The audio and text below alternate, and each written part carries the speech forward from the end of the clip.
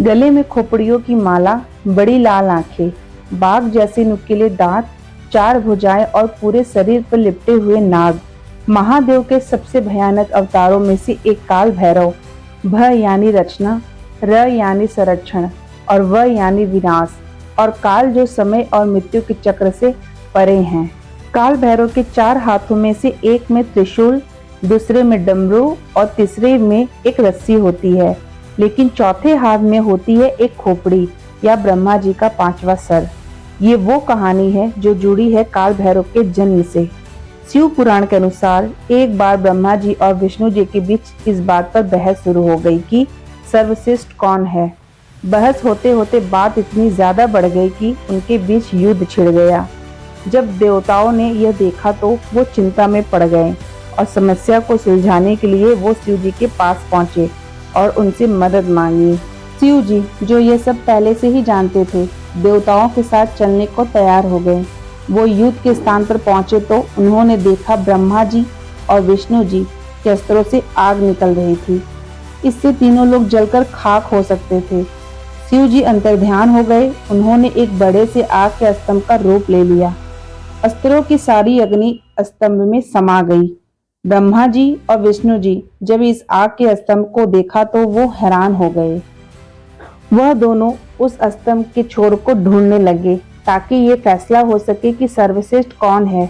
ब्रह्मा जी हंस के रूप में ऊपर की ओर गए और विष्णु जी वह रूप लेकर निचला छोर ढूंढने चले गए।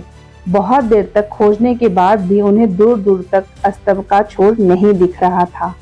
विष्णु जी थक हार कर वापस आ गए, लेकिन तब ब्रह्मा जी लौटे तो उन्होंने झूठ कह दिया कि उन्होंने स्तंभ का ऊपरी छोर ढूंढ लिया है। विष्णु जी ने अपनी हार स्वीकार कर ली और ब्रह्मा जी के आगे सिर झुकाकर खड़े हो गए। तब महादेव जी ने अपने असली रूप में आए ब्रह्मा जी के कहे हुए झूठ से क्रोधित हो गए। शिव जी ने ब्रह्मदेव का अहंकार तोड़ने के लिए अपने भावों के बीच से एक रौद्र अवतार की उत्पत्ति की।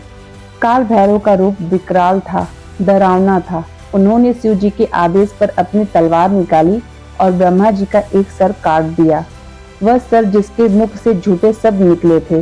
ब्रह्मा जी का संतुलन बिगड़ गया और वे काल भैरव के चरणों में आ गिरे।